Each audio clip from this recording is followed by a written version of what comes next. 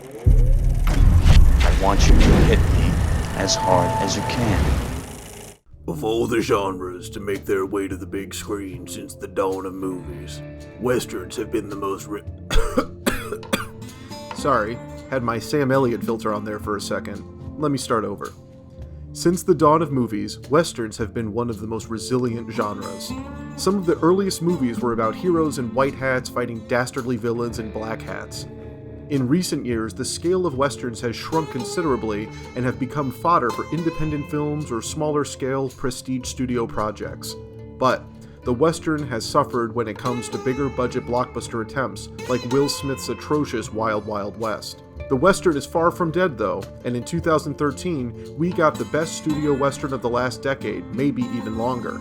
I am, of course, referring to The Lone Ranger. I'm Alex Mady, and welcome to the Unpopular Opinion.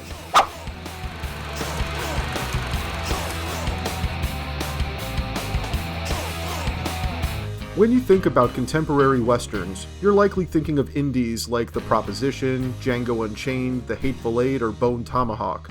These films subvert the genre to tell stories that examine deeper dualities in the characters and push genre boundaries to deliver original and powerful stories.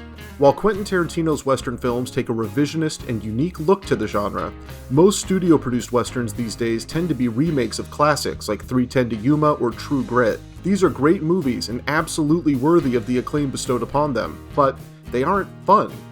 The closest thing to a fun western we have gotten is Antoine Fuqua's The Magnificent Seven, and that film is still a dark and dreary bloodbath. Few characters in the annals of film and television have been as fun as the Lone Ranger. Like the Shadow, Buck Rogers, the Green Hornet, Flash Gordon, and all the other characters from the early days of serial entertainment, the Lone Ranger is an iconic creation that virtually everyone has heard of. Even if you don't know the full story, you know the name, his theme song, his sidekick Tonto, and his horse Silver. The Lone Ranger is a character that was long overdue for the big screen treatment, and he finally got it in 2013 with the biggest actor in Hollywood, Johnny Depp, getting top billing. Not as the Lone Ranger himself, mind you, but as his Native American sidekick, Tonto. The Lone Ranger topped my list of the most underrated movies of 2013, and for good reason. The movie is a thrill ride of the highest order and the definition of what a Hollywood popcorn flick should be.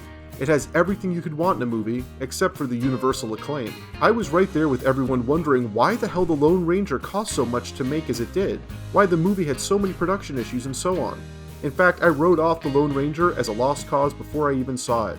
But sticking by my personal credo of not judging a movie before seeing it, I'm here to tell you why The Lone Ranger is a really, really good movie. First off, it's not Pirates of the Caribbean. I was just as shocked as everyone when Disney's theme park ride turned blockbuster The Curse of the Black Pearl ended up being a good movie. But the issue with The Lone Ranger is that it is marketed as being for fans of Captain Jack Sparrow.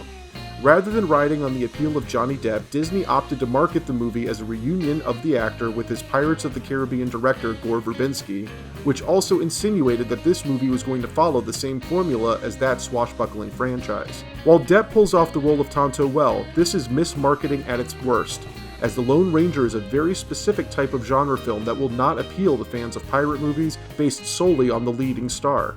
Depp is capable of selling pretty much anything, but The Lone Ranger, like all westerns, should be marketed based on the genre. Western fans are typically not going to be enough of a presence for a movie to gross over $100 million. Disney didn't even bother to market The Lone Ranger as an introduction to the genre for kids and movie fans who may not know that the western can be more than just cowboys and Indians. The Lone Ranger is a big-budget spectacle at its best. I can relate to those who think that budget may have gotten out of control, but why do we really care? Since Titanic and Waterworld, the general public has been obsessed with movie budget versus box office.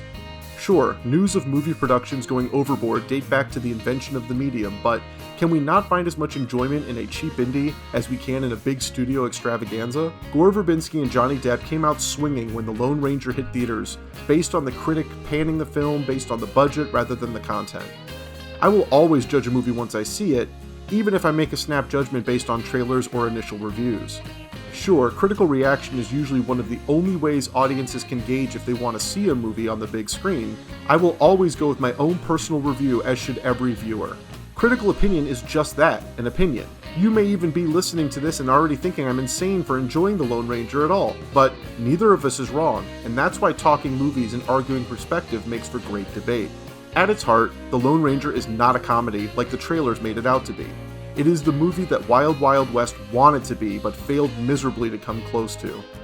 Armie Hammer is a fitting John Reed, updated and modernized to be a different type of man that becomes a masked vigilante. Some came down hard on Hammer, saying he was too slapstick and weak compared to the men who have donned the hat before him. Hammer shows charisma even though he was going shoulder to shoulder with Depp, which is an achievement to be noted. Taking the iconic character and changing him, but putting a relative unknown in a role is risky, especially if it falls flat. Hammer goes through a transformation over the film, going from a city boy to a Texas Ranger. Verbinski keeps the movie gritty and dingy like the real West, but with a crisp and beautiful big screen feel to it. In that way, The Lone Ranger shares a tone and visual cue with Pirates of the Caribbean.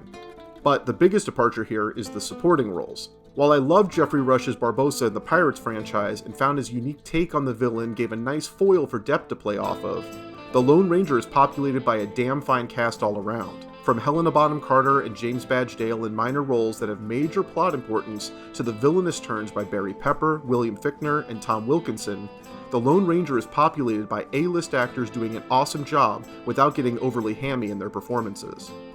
Fichtner plays his cannibalistic henchman with aplomb, while Wilkinson slips right into his well-developed bad guy persona that he has put to great effect in films like Batman Begins, The Patriot, and Rush Hour. You cannot write off any of these actors as giving cliché performances because, while they're all well-recognized character types, each actor delivers their part without succumbing to copying someone that came before them. My biggest regret is the underuse of Ruth Wilson, who could have made a damn fine strong female presence if only she'd been given a little more relevance in the final plot. We don't even need to pretend that there's value in discussing the racist portrayal of Tonto, because once you actually see the movie, you realize Depp is giving us more than a two-dimensional Indian. With the wraparound story and Tonto's quest for revenge, the Lone Ranger both respects the Native American element of the story, while not turning it into an overly PC take on it. Depp turns in one of his better performances of the last decade in The Lone Ranger, but it doesn't steal the show from the rest of the film. In fact, what does steal the show in The Lone Ranger is the climactic train sequence. Utilizing the signature William Tell overture from the classic series, the train scene is a masterful balance of Buster Keaton slapstick, over-the-top action, and top-notch special effects. The Lone Ranger on the whole is a damn fun time. You'll find your money well spent by the time this sequence rolls around. There are few moments in the entirety of films released the year The Lone Ranger came out that can match how awesome this scene is. It has to be seen to be believed. Much like John Carter before it, The Lone Ranger suffered from the crappiest marketing Disney had to offer. Bad posters, misleading trailers, and a bad string of production issues contributed to people judging the movie before they saw it.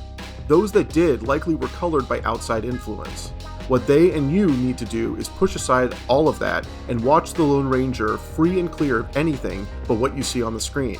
I'm sure you will find faults in it and may still not like it, but I'm pretty sure you will enjoy it more than you expect. But hey, that's just my unpopular opinion. Tell us yours in the comments below. I'm Alex Mady with JOBLO.com.